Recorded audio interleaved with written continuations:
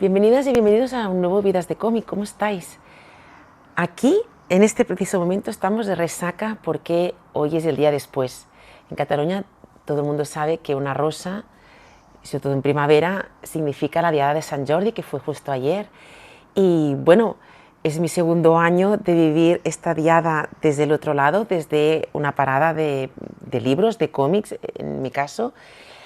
Y realmente es una fiesta como para reflexionar en muchos aspectos, que no es el momento, evidentemente, pero vaya, que básicamente desde las 8 de la mañana se llena todo el país de rosas, de paradas de libros, de todo tipo de asociaciones y evidentemente tiendas de flores y de libros, intentando conectar al máximo con el máximo número de personas. Bueno, pues yo me quedé con muchas sensaciones. No era el año de novedad para mí, pero tuve la suerte de que Norma Comics pues, pude tener un agujerito para estar también una hora y evidentemente me pareció muy buena oportunidad. Uno de mis lemas es aprende, no digas que no cuando sean experiencias nuevas. ¿Qué me quedo sobre todo? Y yendo ya un poco al tema del programa de hoy, pues que pude hablar con dos autores. Uno es el guionista Carlos Portela de Esther y su mundo, que ahora estaban con Aneke haciendo la promoción de la segunda y última parte de esta segunda era de Esther y su mundo, parece que con la boda, no me lo he podido leer. Y también es el guionista de la serie El Zorro, que se ve muy basado en los cómics del Zorro, porque Carlos Portela es evidentemente un apasionado del cómic y un defensor. Pero yo, justo el que me he leído más recientemente ha sido Contrition, que también está teniendo muy buenas críticas y muchos premios. Total, que me escapé un momento porque estaba firmando un poco más para allí y me hice una dedicatoria. La verdad es que es una historia muy interesante por el tema, porque todo el mundo sabemos un poco de qué va, pero poca gente hemos profundizado en él, que es el tema de la pedofilia y de cómo tratarlo, ¿no? Cómo condenarlos y cómo rehabilitar a estas personas, a estos hombres. Y lo trata desde todos los lados, no solo entre malos y buenos. Entonces, me gusta mucho porque es en un blanco y negro de Queco impresionante, que te da un poco esta soledad, esta incomprensión, yo creo que por todas partes de lo que pasa y también de esta tristeza, evidentemente, porque bueno, pues hay muchas víctimas, niños y niñas, y las familias de estos, evidentemente. Bueno, el tema es que hay un asesinato por medio y hay una periodista de este pueblo, de Contrition, una periodista local, que quiere ir más allá y defiende el periodismo local. Dice, ¿quién va a saber más que los que vivimos aquí? Y luego está la policía del estado de Palm Beach, que es mujer, y los policías, hombres, pues la tratan un poco como la histérica o la que ya viene aquí a tocarnos los huevos. Bueno, pues ellas dos se alían y hacen realmente un buen tándem para solucionar el caso. Y a mí me recuerda mucho a una serie que vi hace un tiempo que se titulaba Creedme, que también es de dos policías, una local y una estatal, federal, que también hacen muy buena piña, porque además hay las partes personales de ellas y todo.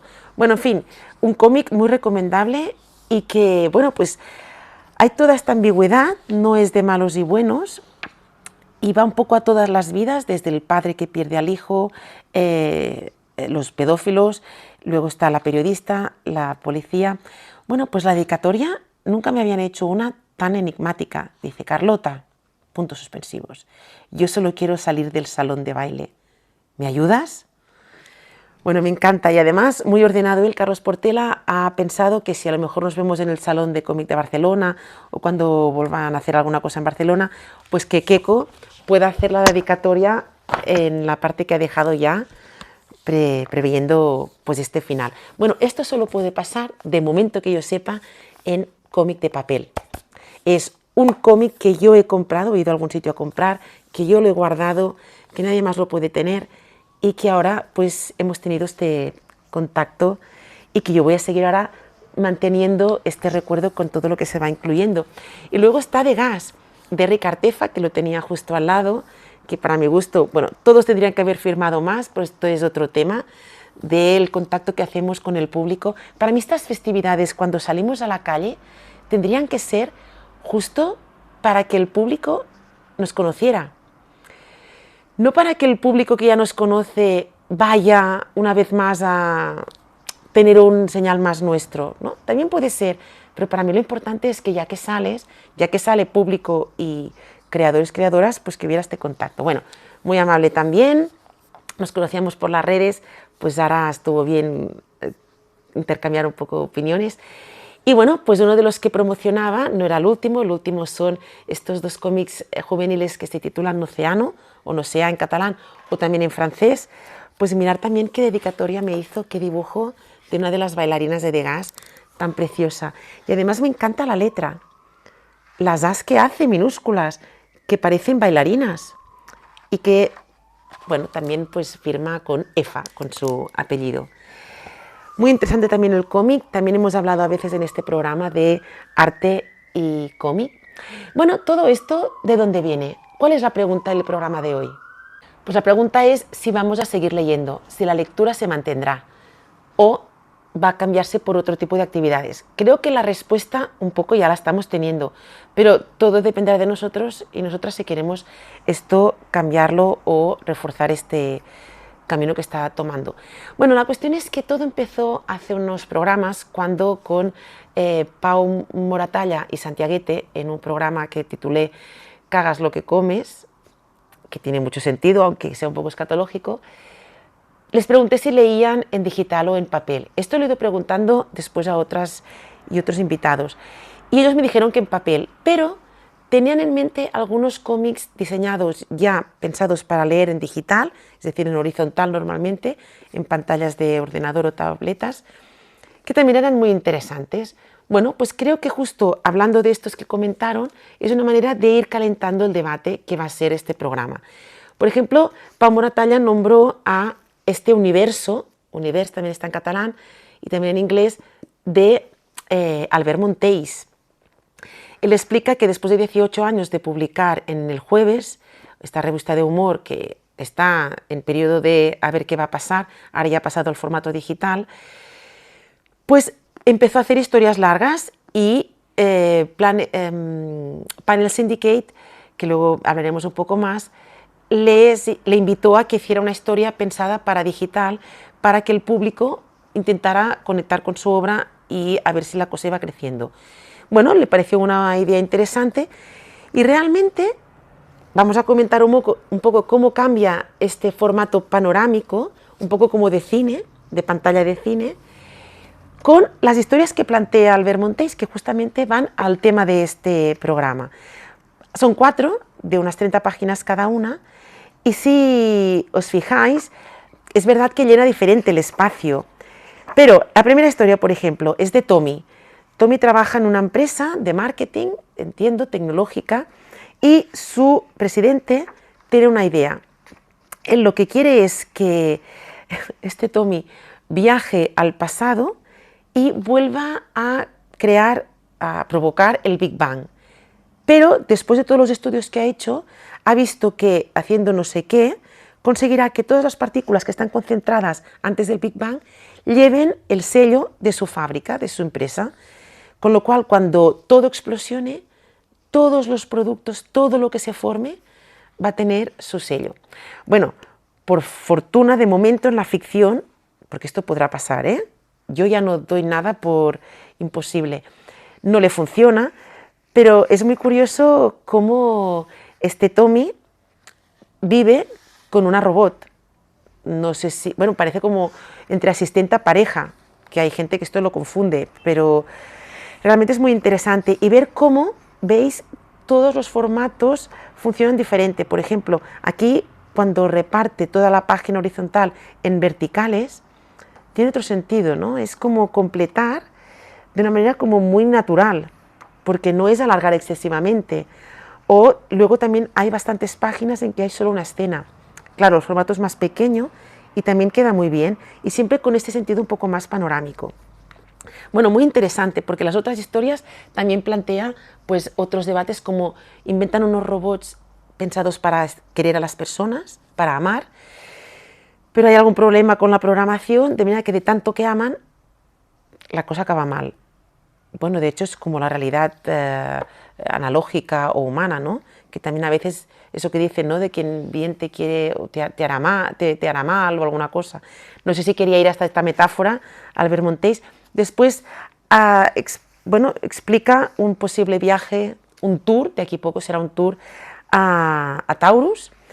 Y finalmente, la última historia también es muy interesante, ya en plena ciencia ficción, todo lo demás también, ¿eh?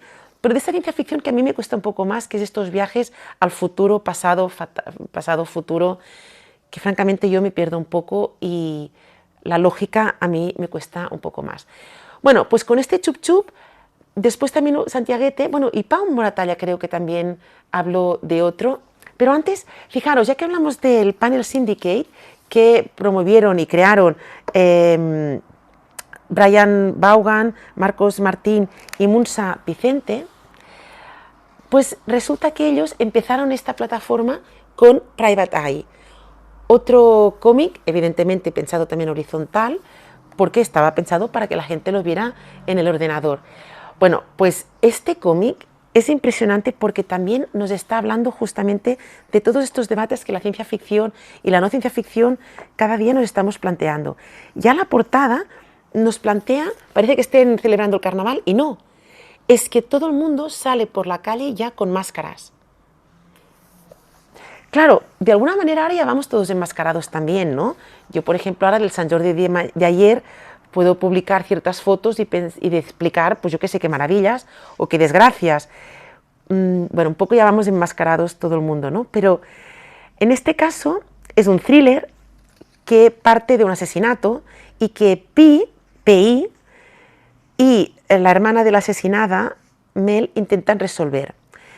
Bueno, hay muchísimas cosas, pero uno de los temas que trata es que el abuelo de Pi aún quiere hacer volver a funcionar el móvil y Pi le dice que no, abuelo, que no te acuerdas que esto ya no funciona desde hace 60 años. Y dice, qué mal estás de tantas pastillas que tomaste.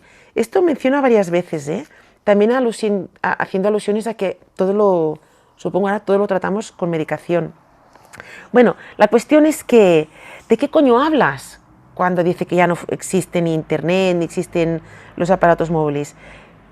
Tú eres el que pasaste por ello. Nadie sabe si fue un ataque premeditado o un accidente, pero durante 40 días y 40 noches diluvió información sobre todo el país. Todos los mensajes que habías guardado, las fotos que creías haber borrado, las búsquedas humillantes que habías hecho, todo quedó al alcance de cualquiera que quisiera usarlo contra ti. Muchos perdieron el trabajo, las familias se rompieron, etcétera, etcétera, etcétera. Dice, ¿te suena? Bueno, este es uno de los miedos que tendríamos que tener cuando estamos tan frívolos y decimos, bueno, no pasa nada, total esto, o no tengo nada que esconder. Al final hay un momento en que Mel dice a uno del cuarto poder, que es el que ahora controla todo, que es como la policía, que son los medios, dice, todos tenemos intimidades que no nos gustaría que supieran los demás, porque a todos nos puede afectar que sepan intimidades nuestras, aunque sean legales. No tiene por qué ser que te tengan que meter en la cárcel.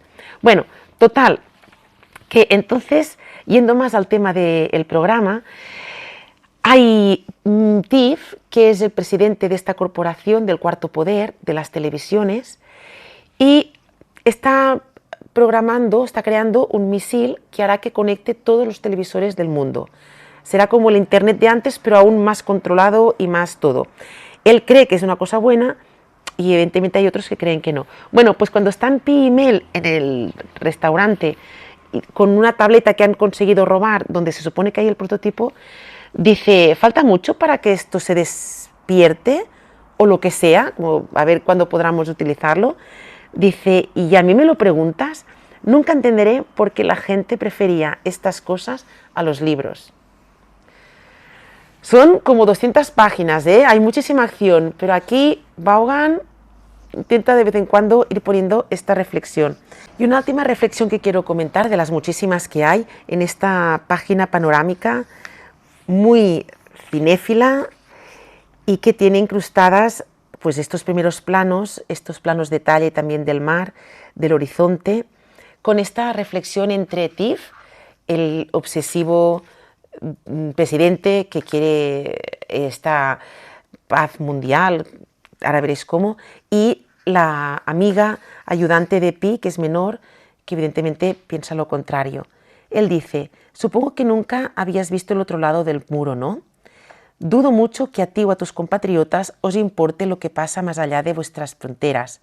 Las mareas crecientes, la hambruna, el caos. Es mucho mejor mirar el mundo desde las estrechas aberturas de una máscara de Halloween que abrir los ojos a la verdad. ¿Y tu plan brillante para arreglarlo consiste en volver a darnos internet? ¿Para convertirnos en una pandilla de retraídos narcisistas que se pasan el día masturbándose con sus propias historias? ¿Eso es lo que os han enseñado sobre vuestro pasado? ¿Ese cuarto poder monolítico en el que confías ciegamente? Y ella dice: no, es lo que he aprendido leyendo, algo que desaparecerá cuando conviertas todas las teles en un gran círculo pajillero.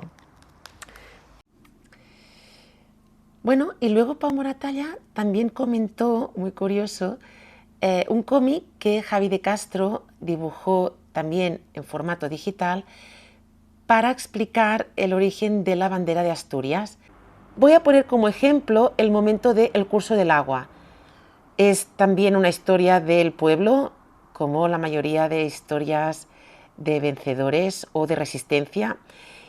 Y es un cómic, como veis, que se tiene que ir leyendo hacia abajo. Con lo cual, es un formato que da como para... Es que he puesto este justo para que veáis que hay algunas animaciones como aquí en el agua, que se mueve como aquí en el río. No, y lo que comentaba es que casi es como viñeta a viñeta que van hacia abajo, como si fuera un papiro, como si volviéramos al inicio de los libros, que también hablaremos de ellos. Y como que hay que estar todo el rato moviendo para ir leyendo, realmente nos da esta impresión del origen del cine, del cual estuvimos hablando mucho en el último Vidas de cómic con Roger Gelida. Aquí como llueve, el relámpago.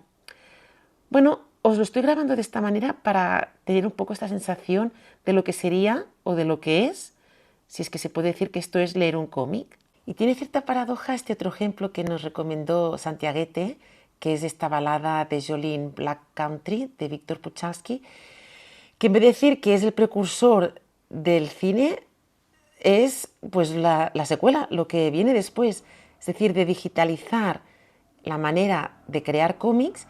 Nos encontramos con un producto que, fijaros, si yo voy pasando las páginas o las pantallas o como se tenga que decir, casi estamos yendo al efecto del kinetoscopio o del cinematógrafo de principios del siglo XX, finales del XIX.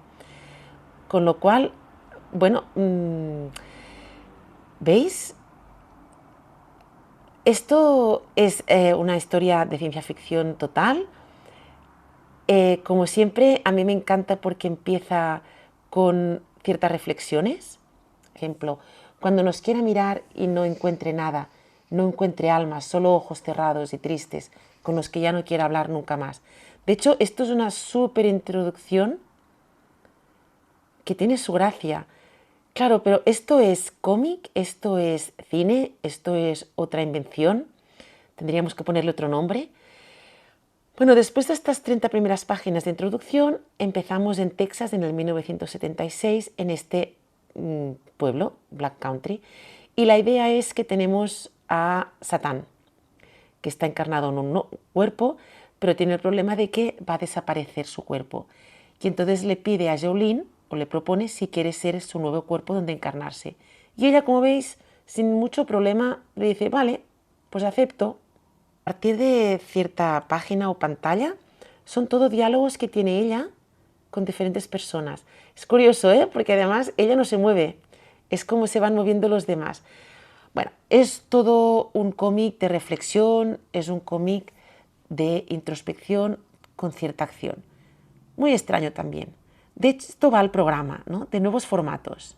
Vamos ya al debate y resulta que me encuentro en toda esta búsqueda que he hecho, una de las últimas adquisiciones ha sido La locura informática de Daniel Lenoiri. La verdad es que no lo sé pronunciar. Él es británico, por lo que he podido descubrir, pero es que este libro es del 1984, hace 40 años, y aunque él reflexionó mucho en esa época sobre la informática, actualmente no he encontrado nada de su vida ni otras publicaciones de él en España. Sí que hay algún otro recopilatorio de chistes sobre los PCs, sobre todo este tema de cuando la informática empezó a invadir nuestras vidas. Bueno, a invadir, lo que es ahora, en aquel momento era un chiste, aunque a todos nos convulsionó. Bueno, pues la verdad es que hay tantos chistes. Claro, yo lo compré de segunda mano, aquello que dices, bueno, mira, como cuesta poco, pero me podía haber encontrado chistes muy frívolos, todos iguales, sin ninguna reflexión. Pero ha resultado que no, que da la llaga, ¿no? Toca la llaga en cada uno de ellos. Podría haberlos utilizado todos y lo que he hecho es, algunos, utilizarlos ahora para seguir poniendo más carne al asador y otros los he puesto en el cuestionario final, que hoy no hay invitado o invitada, con lo cual os invito a que seáis, quien esté escuchando hasta el final, espero que seáis la mayoría, pues que contestéis.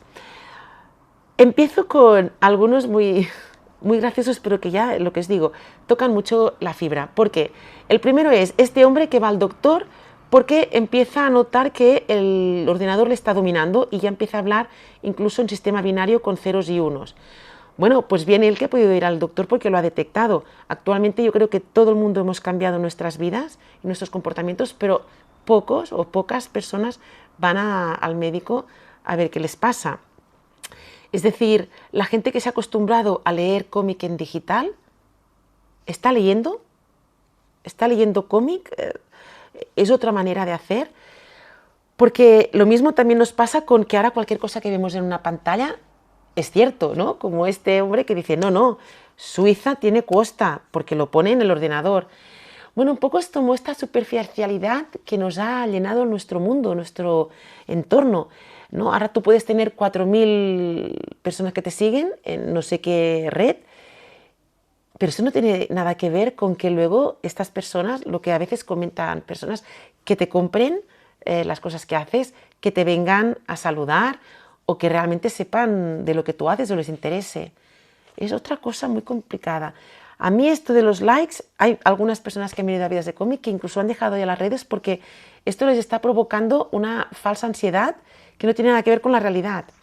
Bueno, en fin, ¿no?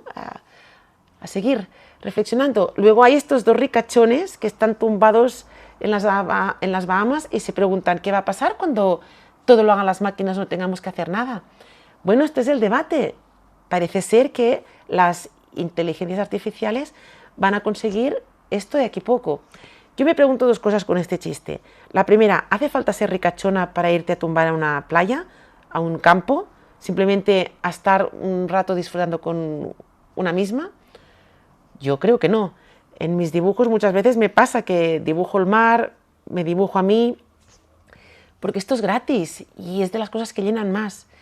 Y la otra es, ¿realmente queremos esta perfección? ¿Queremos poder, yo por ejemplo, quiero dibujar un cómic al estilo de Max Zucchelli, por ejemplo, en 20 segundos? Es decir, no hacerlo yo. ¿Quiero leer un libro, un cómic, en el que no haya ningún proceso, en el que nadie me pueda explicar cuál fue el origen, cuál ha sido el proceso, sus angustias, sus alegrías, sus conclusiones? Yo desde luego no sería mi caso. Me sorprende mucho cuando hay aparatos digitales que su atracción es que parecen analógicos. Me acuerdo cuando los ebooks, que había ebooks que cuando pasabas la página digitalmente, oías el sonido de una página. Bueno, esto es absurdo, pero si tienes páginas de verdad que hacen este ruido. Bueno, ¿no os pasa también, por ejemplo, que tienes la pantalla, porque se supone que ahora todo lo tienes que hacer digitalmente, pero para tú poder hacerte tu esquema, todo lo que tú has absorbido de la información, ¿no te pasa que necesitas un papel, una libreta? Yo hace tiempo que he vuelto sin complejos a las libretas, tengo muchísimas, bueno, aquí tengo otra. De hecho, también me gusta vender o proponer libretas con mis dibujos para inspirar, y que parece que tienen bastante éxito, porque es que hay hábitos que no sé por qué los tenemos que cambiar. Vamos a plantear si funcionan. O luego este auxiliar de piloto, que están en plena navegación en el aire y él está corsa, porque esto se lo permite el ordenador. ¿Nos pasa también? Es decir, la parte digital de poder buscar, a mí me encanta, y Vidas de Cómic está hecha de esto, de ir tirando de hilos e ir conectando ideas, pero hay un momento que luego ya viene la parte personal, de papel, física, de reposar, y decir, bueno, ¿qué hago con todo esto? Luego también, qué duro que en el año 84 Denis Lenoir ya hiciera, 40 años antes, esta reflexión sobre qué pasa con los ordenadores, que eran pedestres en ese momento. Dice, anula tu ego, destruye tu falsa ilusión de realidad, elimina tu ansia de placeres terrenales. En resumen, pasa media hora frente a una terminal de ordenador y hallarás la senda del eterno nirvana. Lo hemos conseguido la mayoría. O sea, es un visionario este hombre, porque ¿quién no pasa, ni que sea 5 minutos al día, si no son 10 horas, pues esto, flotando en el nada, ¿no? Que ya no sabes ni qué querías, ni dónde querías ir, ni qué es de tu vida. Y luego también hay esperanza si puede haber más personas como este señor, que devuelve el ordenador porque hace de todo. Dice, analiza el estado espiritual de cualquiera según su karma, predice el tiempo que hará el mes que viene en Zululandia, cita un precedente legal de la Constitución serbia en 1754, ejecuta el proyecto más complicado del planeta, pero dice, no puede hacer nada por mí. Bueno, pues qué bien, ¿no? De hecho, me pasa a veces que cuando hacemos proyectos en el instituto y preguntas, ¿qué os interesa? ¿Por dónde queréis estirar? ¿Dónde queréis buscar? Realmente es un problema, porque es esta sensación de tenerlo todo y no saber por dónde empezar. Bueno, al final iremos con más chistes, pero vamos a otro de los libros, también de segunda mano, que me encontré, que también dudaba, pero que creo que también reflejan perfectamente la sensación que al menos yo vivo y quiero compartir con quien esté escuchando este programa, que es de justamente lo que hace la portada, es te abduye completamente. No es este el sentido que quería decir el autor, Llorenç Guilera, y el dibujante, Santi Solas, pero creo que 40 años después, porque está publicado un año después del anterior, creo que hemos llegado a esto. Y bueno, la idea es que hay un señor, un padre, Luis. De hecho, ya empezamos como tenía que ser en el año 85, y es que estamos en una empresa de marketing con ordenadores, ya con mucha potencia, y evidentemente los que trabajan son hombres, tanto el director, evidentemente, como el programador, etc. Y la chica, la hija, que se llama Ariadna, pues va de rosa. No pasa nada, evidentemente. Actualmente quiero pensar que esto ya es cada vez más libre, pero venimos de aquí. Y yo me pregunto cuántas personas hacen un regalo a un bebé, niño, que sea pues un body rosa, o cuántas personas le regalan a un bebé niña un body azul. Quizás sí, porque yo ahora ya hace tiempo que no estoy en este mundillo, pero bueno, esto también queda aquí reflejado. Pero bueno, por si no nos ha quedado claro este punto que tiene de abducción los ordenadores, pues luego, cuando ya el padre les está enseñando dónde trabaja, en el centro de información, él se tiene que ir a trabajar por las nóminas, y Ariadna y Guillem, que son los niñas de 12 y 8 años, están allí con la perra Trosca y ven el ordenador e intentan entrar. Y mira tú, si será potente esta seguridad, que a la cuarta vez que lo prueba, que dice ábrete sésamo, lo consigue. Bueno, pues fantástico. Bueno, esto se supone que esto ya no pasa. Y la cosa es que quedan abduidos completamente. Total, que me gusta mucho porque cuando el padre les presenta el primer ordenador de su vida, quedan totalmente flipando. No lo habían visto nunca. Esto ahora no pasa, porque ahora los bebés casi que nacen ya con la madre que, con el bebé, bueno, con el fetus en el vientre, ya intuyen a la madre que está todo el rato con el, bueno, y el padre si está al lado, con el móvil. Pero, claro, ¿no? Realmente hace 40 años era algo totalmente extraño. Incluso el niño se sorprende porque la impresora luego imprime sola. bueno, pues no sé, ¿no? Qué nostalgia tener aún este punto de que es algo externo, que realmente la máquina no va con nosotros. Luego también hay el punto clave del niño que dice, pero las máquinas piensan. Y no, el padre dice, no, se limitan a procesar los programas que les das. Bueno, me gustaría ver a mí este señor Luis, ahora esto cómo lo vería. Bueno, luego también presenta el disco duro, madre, y luego también la unidad central. Es impresionante cómo ha cambiado y, bueno, de hecho también esta es una de las pegas de la digital, ¿no? Que siempre está cambiando. Bueno, la cuestión es que con este Ábrete Sésamo, Luis y Ariadna y Troska entran dentro del ordenador y a mí no sé vosotros qué os parecen en estas imágenes, me ha llevado a Alicia en el País de las Maravillas, de Disney, claro, de la película, tal cual. La unidad de control, ¿no la veis aquí cabreadísima? ¿A quién nos recuerda? A mí recuerda la Reina de Corazones. Es que es exactamente lo mismo. Luego están los procesadores, los transmisores, los bits, que parecen las cartas, los soldados, que son los que llevan estas bolitas azules que llevan la información. Luego también caen por un tubo, igual que Alicia en las Maravillas, cuando ya están intentando escapar. Y lo único que no me ha gustado es que aquí, bueno, vuelven al mundo real, que es que están entrando en el mundo digital, mientras que en Alicia, pues cuando escapa de toda esta pesadilla, resulta que es un sueño.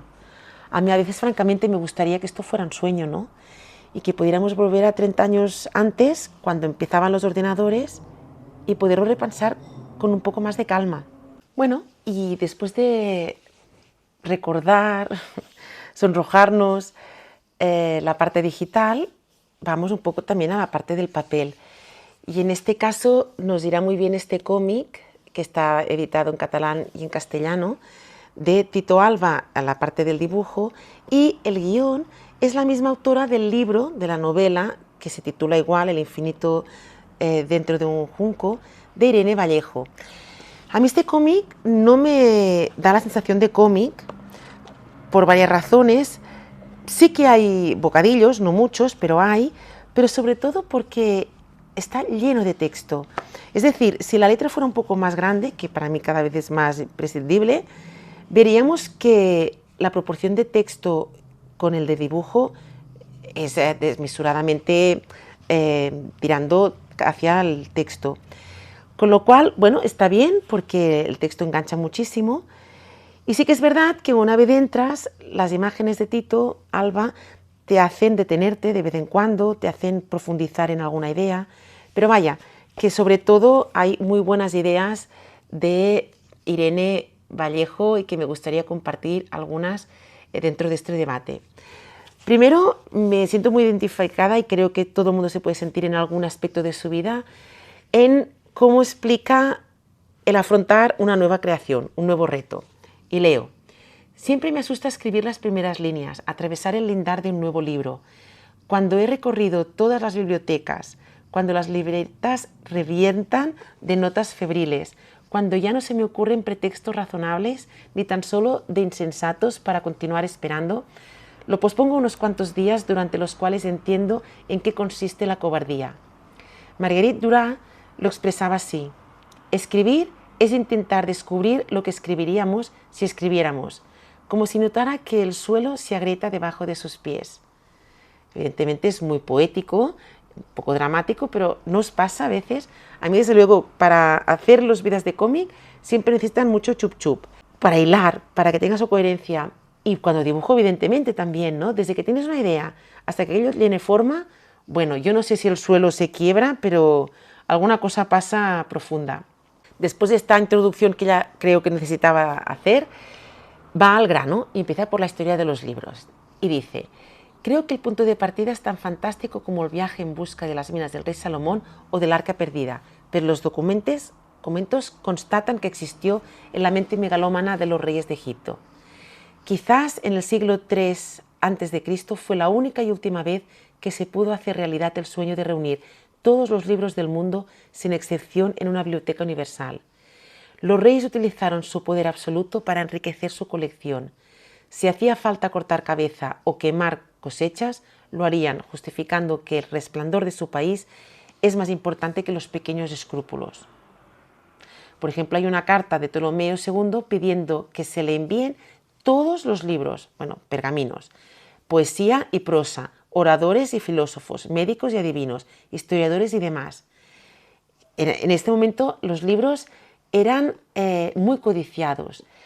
Yo me pregunto si actualmente esto también pasa. Claro, se supone que ahora en un clic lo tenemos todo. ¿Es cierto?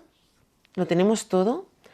Y las personas que gobiernan están tan interesadas como antiguamente por la cultura, por la sabiduría, por tenerla toda unida para poder, yo qué sé, de eso hacer como el centro del pensamiento y de cómo ir tomando las decisiones. Irene Vallejo da en el clavo también en el tema de papel y digital. Dice, ¿quién no ha perdido alguna vez algún documento, alguna foto que ya no ha podido volver a leer porque ha cambiado el formato? De lo que hablábamos en el cómic anterior, de hace 40 años, ahora no tiene nada que ver. Bueno, pues esta es la paradoja. Podemos leer manuscritos de hace 15 siglos y en cambio quizá no podemos ver un vídeo que hemos grabado hace 10 años. Dice, el libro ha sido nuestro aliado desde hace muchos siglos, en una guerra que no registran los manuales de historia.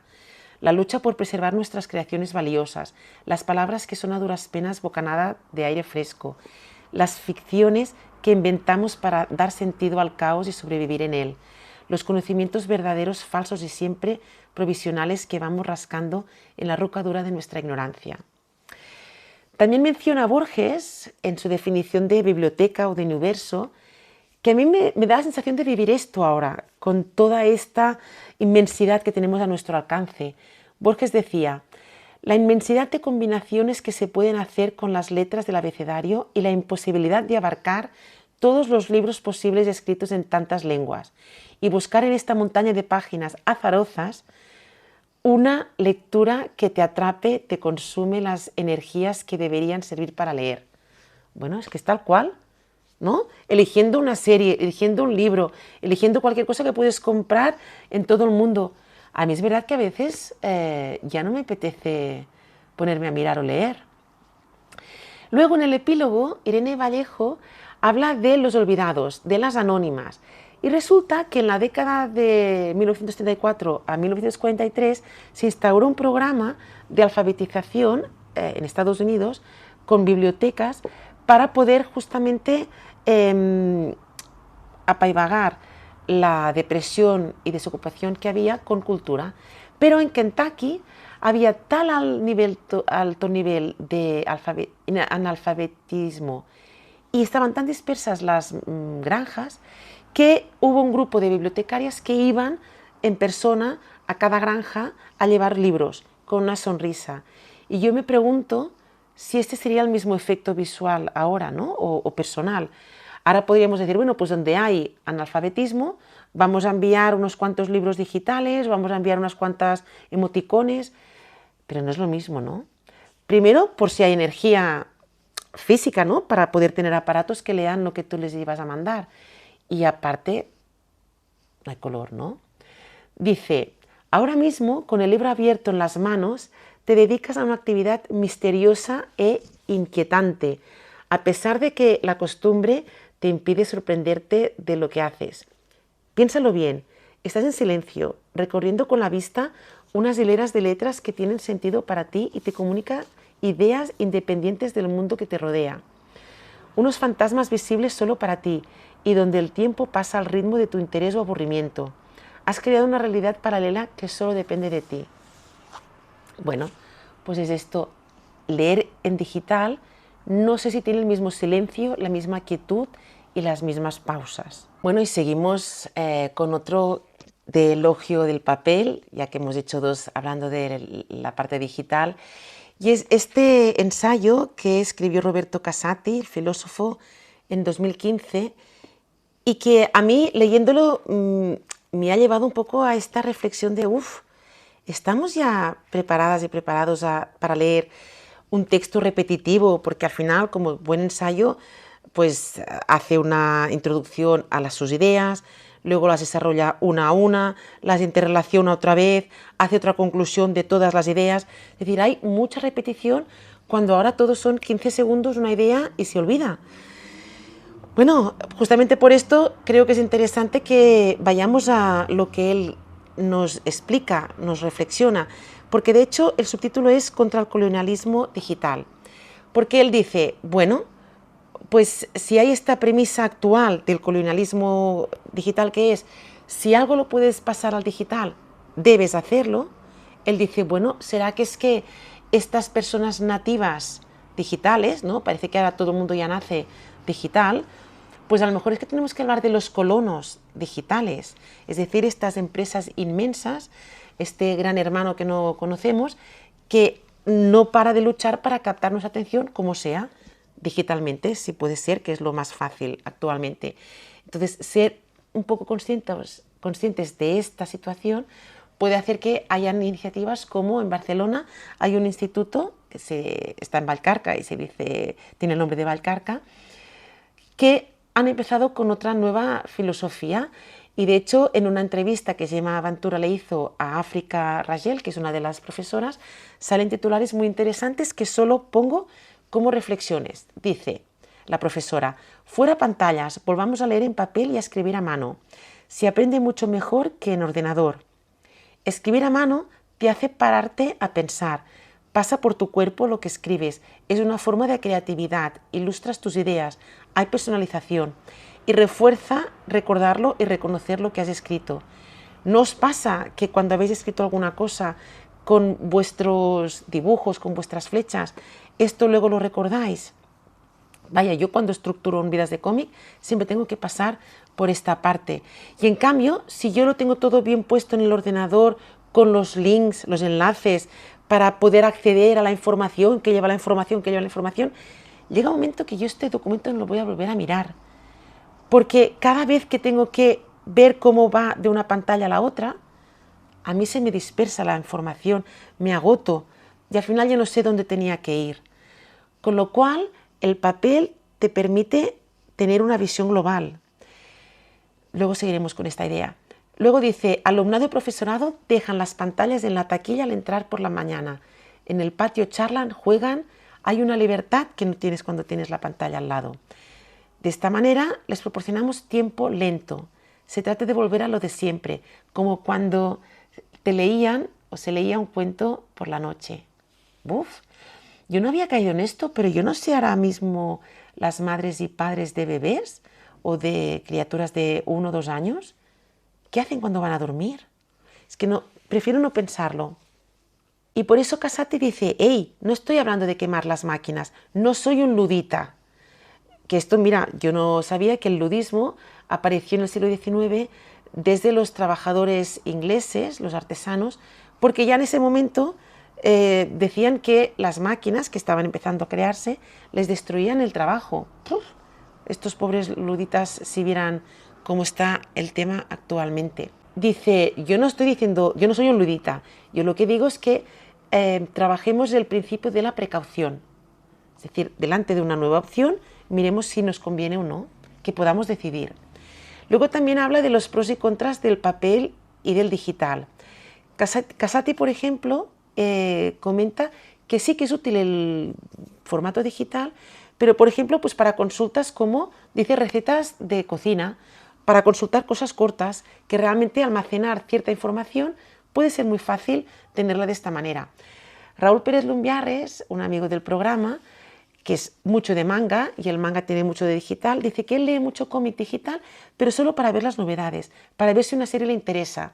Puede tener sentido, porque no te vas a comprar el número 1 de 15 series, que cada serie tiene 30 volúmenes, si luego no te va a interesar. Él sabe que luego se lo va a volver a leer en papel. Bueno, es una manera de introducirte en ciertos temas. Y luego también está el tema de que los autores y autoras publican digitalmente y periódicamente. El Jueves, por ejemplo, no es una de las revistas que está intentando sobrevivir ahora en formato digital. Sí, seguramente puede tener nuevos adeptos, pero mi pregunta es, ¿con qué profundidad? Cuando te dicen que les ha gustado lo que han visto digitalmente, ¿hasta qué punto realmente son personas que te van a seguir tu obra, que les vas a cambiar un poco su vida, ¿no? Que al final es esto de lo que se trata el arte, la creación. Bueno, total, vamos a reflexionar un poco el acto de usar el papel para la cultura o el digital. Y voy a utilizar otro libro que ya mencioné en otro programa, que es Bibliomanías, de Laura Pacheco en el dibujo y The Wild Detectives en la edición y en los guiones. Que recordar que The Wild Detectives es una pareja de ingenieros, Javier y Paco, que se fueron a Dallas en 2014 y de los números que dicen de las ciencias crearon pues esto, un lugar, ¿no? una librería donde las letras, donde el lenguaje es lo principal, que ciencias también es lenguaje, recordemos.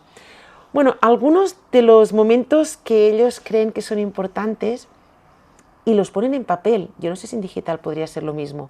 Por ejemplo, esto, ¿no? En papel, cómo tú subrayas, cómo tú doblas, cómo tú... Hay una página que está más abierta que las otras porque la has mirado más veces. Una lágrima, un trozo de cera, cualquier cosa que va quedando. Estos registros humanos no quedan en el digital. Luego está el hecho de convivir con el libro. Ahora a mí me están acompañando todos estos libros. Cada vez que los miro tienen su personalidad, con los 5 sentidos. ¿Cómo elegir la química? ¿Qué te transmite? No es lo mismo este cómic que este de aquí o que este de aquí. ¿Sabéis quién sigue un poco Vidas de cómic? Que los libros pesados, los tochos, a mí me cuestan. Es una tontería, pero bueno, tienes que elegir entre millones de libros. Bueno, pues tiene que haber muchas químicas. Y que leer es seductor. Yo no sé si actualmente en estas plataformas de ligues, de parejas, de contactos, hay personas que las fotos que cuelgan son pues leyendo y que se vea la portada o se vea cómo lees, ¿no? Tampoco creo que leas igual con un formato digital que con un libro, ¿no? Si es un libro pesado tienes que estar más bien sentada. Pero a mí me encanta leer estirada. Yo qué sé. Son unas reflexiones que a través del cómic también nos pueden ayudar. Bueno, luego también habla Casati de la función social y cultural que tiene leer un libro. Todos estos sitios que hemos puesto ahora, ¿no? El ir a una biblioteca, el ir a comprarlo, el compartirlo, el que te lo dediquen, como antes hemos hablado. Y luego también está el que es una inversión personal. Yo para tener todos estos libros he tenido que decidir cómo organizar mi espacio. Yo quiero que esto conviva conmigo.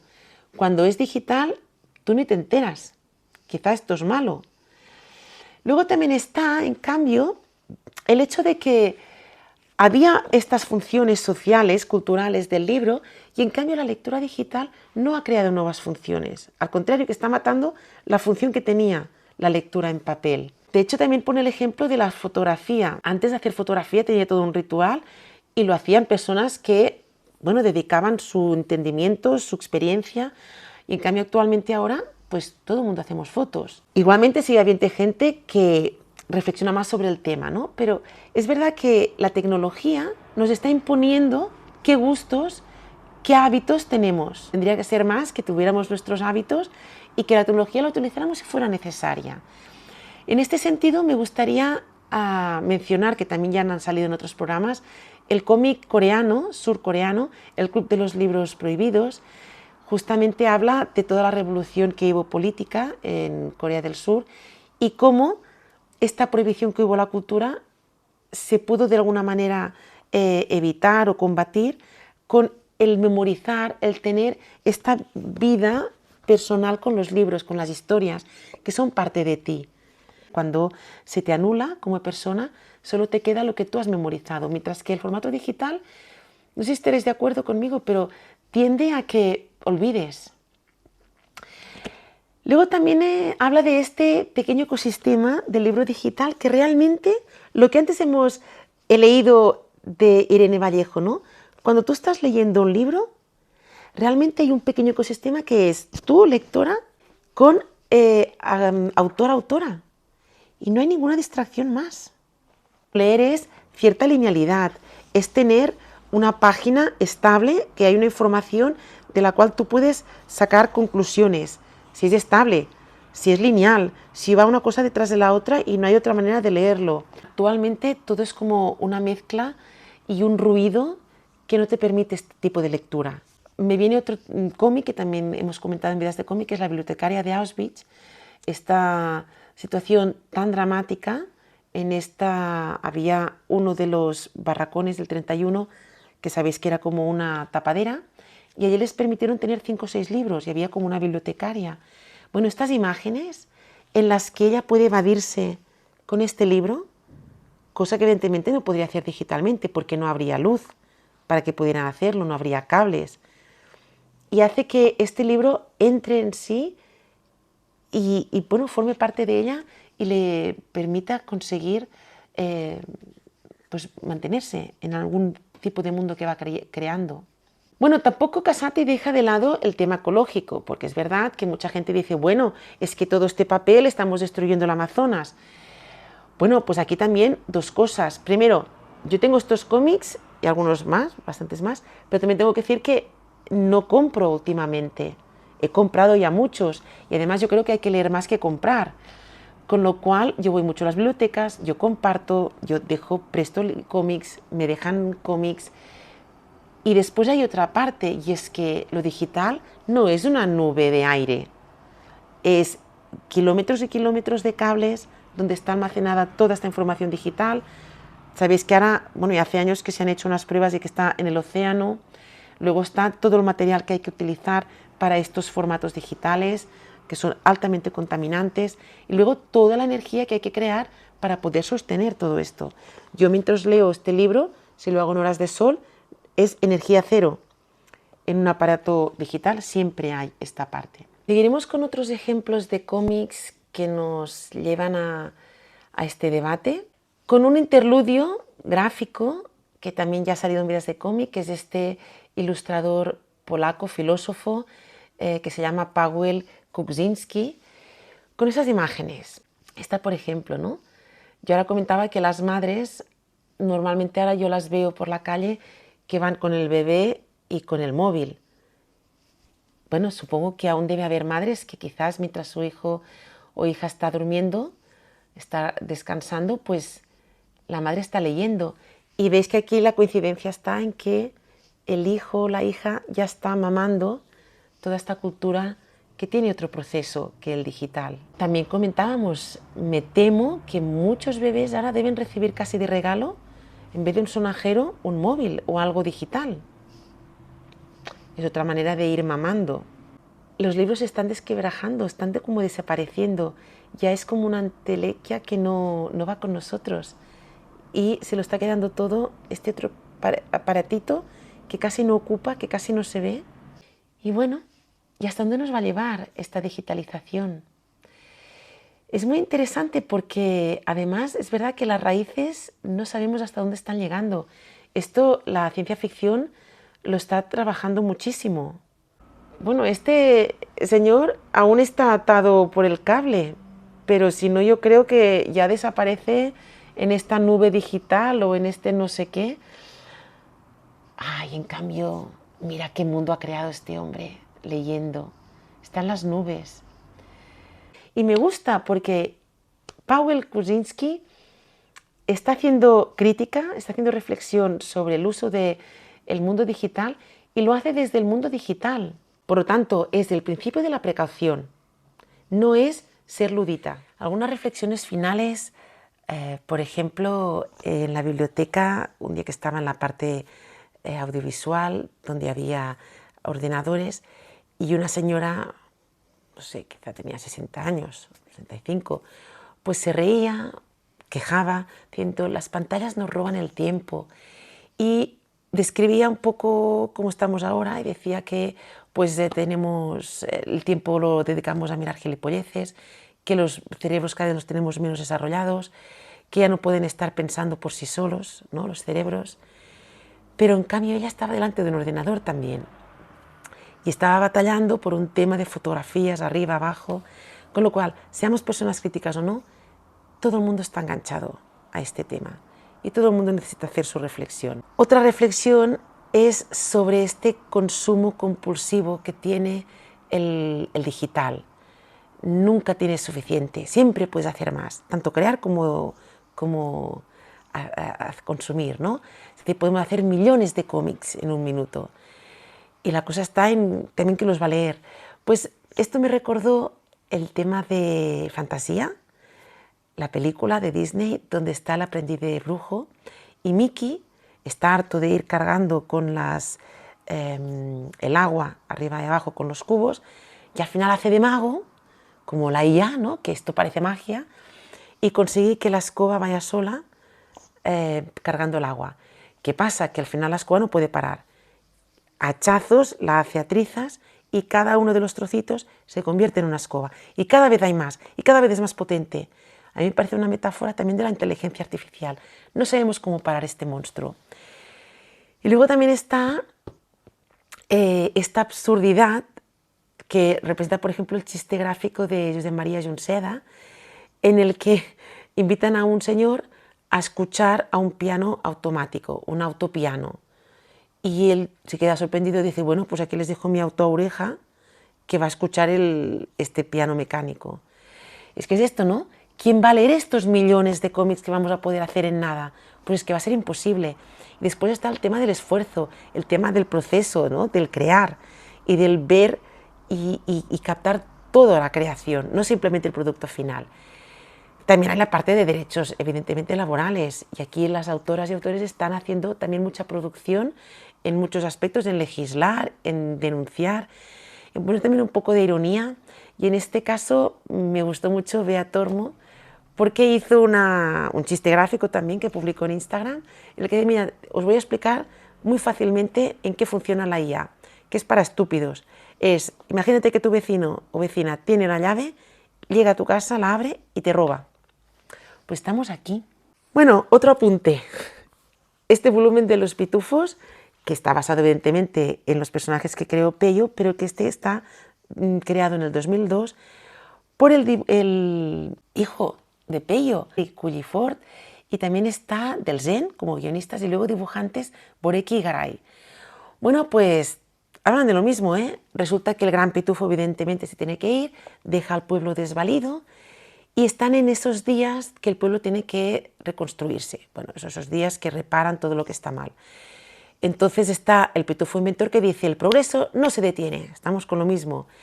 Y bueno, crea unos juguetes muy bien, con cuerdas, mecánicos, y entonces empieza a tener peticiones.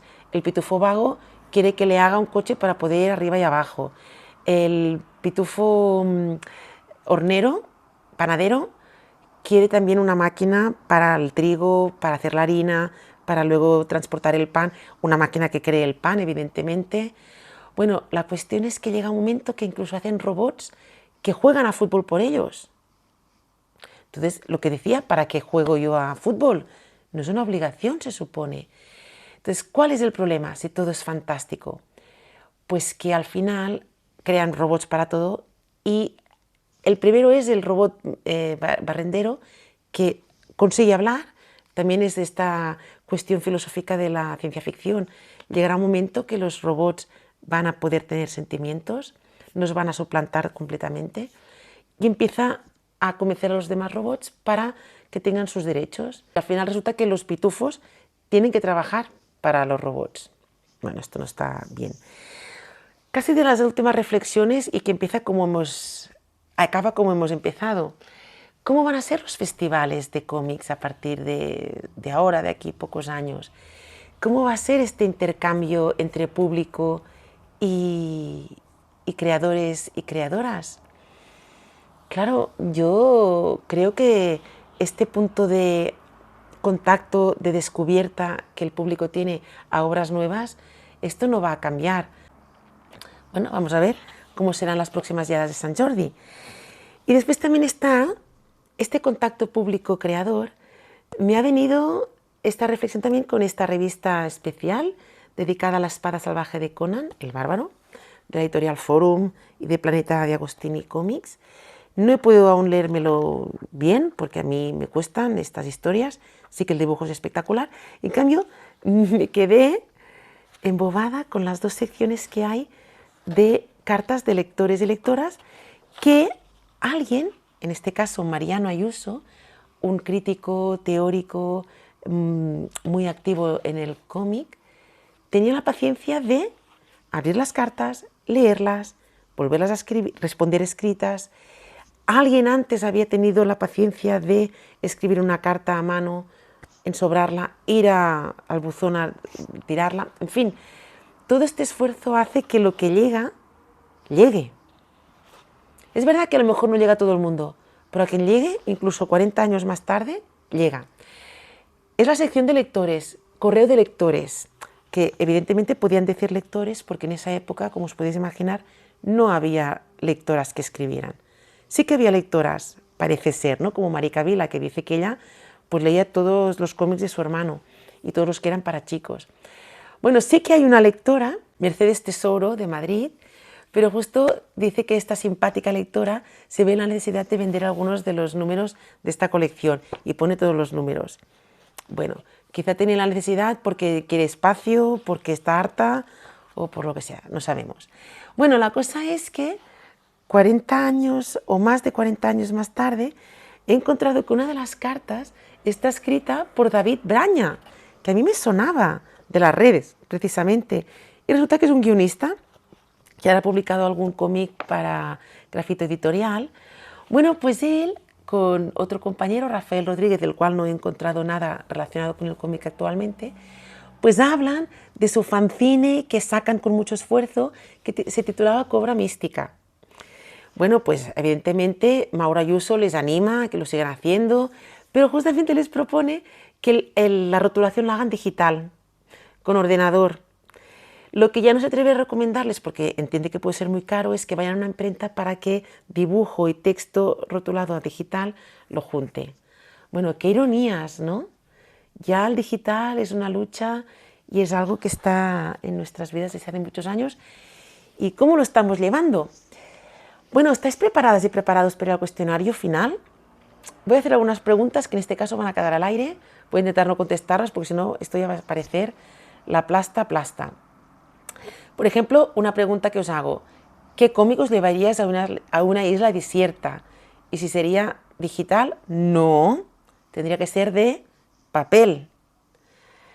Bueno, pues mirar, en El infinito en un junco, este libro cómic que antes hemos comentado de Irene Vallejo, ella comenta que la respuesta que dio Chesterton fue que se llevaría un libro con título Manual para construir lanchas. Es decir, que él no entendería la existencia sin libros, es decir, que se tendría que poder ir de alguna manera de esa isla para poder tener muchos libros. Y ahora ya acabo, como os he dicho, con otras escenas de este cómic de la locura informática de Daniel Lenoir. Por ejemplo, empieza con una dedicatoria que dice: dedico este libro a aquellos que consumen su tiempo trabajando con ordenadores. ¡Oh, raza feliz! Esto lo dice en 1984. Bueno, esto es ironía, ¿no? Raza feliz porque está en el limbo, porque no se entera de nada, porque está desconectada de la vida, porque ya no tiene ninguna responsabilidad. Entonces sigue 5 o 6 chistes dedicados a la agresividad que nos crea la tecnología y lidiar con ordenadores, con máquinas, con micros. Por ejemplo, el tío que está con la ametralladora, que no puede más con las exigencias de los ordenadores. El hombre que se siente como un caballero en plena batalla, mira, como San Jordi matando al dragón, con el ordenador. Y se siente orgulloso cuando consigue, pues esto, matarlo, destrozarlo. Otro que le da un puñetazo a la pantalla. ¿Os identificáis con esta escena? Otro tema que hemos comentado, el del hipercontrol. Este ordenador, que además es de los años de la pera, imaginaros los de ahora, sabe que el usuario lleva la bragueta desabrochada. Bueno, hay este chiste ahora que dice que YouTube sabe más de mí que mi propia madre. Pues nos gusta esto del algoritmo que sabe, que nos controla. Hay otro dibujo que parece que intente defender la informática porque dice que el perro salva a este pobre que está lleno de papeleo, que no puede más, y le trae el ordenador para poder organizarlo. Sí, es cierto que a veces es una manera de organizar mejor la información, pero al final es almacenarla. Quizá lo que tenemos que hacer no es acumular tanto, sino desprendernos de nuevo la solución quizá no es la digitalización. Interesante, hemos pasado de tener que ser buenas personas porque Dios lo mandaba a tener que ser buenas personas obedientes porque lo dice la máquina. Nos pasa muchas veces que para llegar a tener no sé qué cosa tienes que esperar un código que te viene por aquí, tienes que apretar allí, tienes que decir que sí, que eres tú. Yo me siento muchas veces como una imbécil que dices, pero yo esto ¿por qué lo estoy haciendo? De verdad no hay una manera más fácil de hacerlo. Tienes que pasar por el tubo. Bueno, y también está bien este punto, si pudiéramos sobrepasar esta era digital y llegar a ser parte del pasado, de la prehistoria, y fuera simplemente como un ídolo bajado del pedestal y que ahora pues lo vemos como algo que ya ha pasado. Porque a veces cuando veo tanta rapidez, tanta frustración por no llegar, por saturación, pues me gusta también esta otra imagen, en la cual representa que por un pequeño bug en un programa todo explotó, todo se fue a la mierda y volvemos a empezar. Siempre estaría bien no tener que volver a empezar, pero la ciencia ficción esto nos lo lleva mucho, como en el Private Eye que hemos comentado al principio del programa, ¿no? En el que hay esta gran nube que peta y todo se desparrama y nos hace replantear qué estamos haciendo. Luego está el tema de los límites, ¿no? De algunas personas que no encuentran cómo parar esta cosa infinita que no te deja parar, como este señor que llega destrozado al trabajo el día siguiente porque ha estado pasando pantallas en un videojuego. Otro tema que os pregunto, ¿qué acrónimo de cómic pondríais en este programa? Bueno, podéis parar aquí, hacer una pausa y poner vuestra opción. Yo os digo la mía. La mía sería COMIC, complicidad, necesitamos mucha complicidad, oasis, meditación, interior y constancia. Para mí todo esto lo lleva el cómic de papel. Para mí esta complicidad, oasis, meditación, interior, constancia, me lo proporciona el cómic de papel. Me gustaría terminar este Vidas de cómic con una última reflexión de la mano de Eduardo Galeano. Nació en 1940 en Uruguay, su madre regentaba una librería. A los 13 años ya publicaba caricaturas en el diario El Sol, tuvo muchos trabajos, estuvo encarcelado por las dos dictaduras de Argentina y Uruguay. Bueno, la cuestión es que llegó a Cataluña exiliado, vivió en Barcelona, en Calella, que está también cerca de aquí. Bueno, pues con todo lo que hizo Eduardo Galeano, creo que es el mejor para responder la pregunta que también es un clásico ya en Vidas de cómic. ¿Qué te sigue sorprendiendo de la humanidad? Y voy a permitir que responda con uno de esos poemas que se titula Humanitos. Dice, Darwin nos informó que somos primos de los monos, no de los ángeles. Después supimos que veníamos de la selva africana y que ninguna cigüeña nos había traído desde París. Y no hace mucho nos enteramos de que nuestros genes son casi igualitos a los genes de los ratones. Ya no sabemos si somos obras maestras de Dios o chistes malos del diablo. Nosotros los humanitos, los exterminadores de todo, los cazadores del prójimo, los creadores de la bomba atómica, la bomba de hidrógeno y la bomba de neutrones, que es la más saludable de todas porque la liquida a las personas pero deja intactas las cosas. Los únicos animales que inventan máquinas, los únicos que viven al servicio de las máquinas que inventan, los únicos que devoran su casa, los únicos que envenenan el agua que les da de beber y la tierra que les da de comer, los únicos capaces de alquilarse o venderse y de alquilar o vender a sus semejantes, los únicos que matan por placer, los únicos que torturan, los únicos que violan. Y también los únicos que ríen, los únicos que sueñan despiertos, los únicos que hacen seda de la baba del gusano, los que convierten la basura en hermosura, los que descubren colores que el arcoíris no conoce, los que dan nuevas músicas a las voces del mundo y crean palabras para que no sean mudas la realidad ni su memoria. Bueno, yo creo que no podemos añadir más palabras, simplemente comentar que este poema lo descubrí en las divulgatecas que graba Paco Belmonte en la página de las bibliotecas públicas de Barcelona, os lo recomiendo muchísimo. Y nada, que me despido aquí, delante de mi librería de cómics, parte de ella, con sus personalidades, con mi voluntad cada día de compartir mi espacio con ellos y en cambio pues olvidando todo lo que tengo almacenado de gigas que nunca más sé dónde están, como me pasa con los dibujos, yo los escaneo y tengo por allí muchísimo, pero yo lo que recuerdo es mis carpetas con los originales que tienen su presencia y que me hacen pensar en cada momento en los que estuve dibujándolo. Bueno, nada, me despido ya con todas estas reflexiones, esperando que os hayan servido y que cualquier cosa pues me la retornéis como os parezca mejor. Nos vemos en el próximo Vidas de Cómic.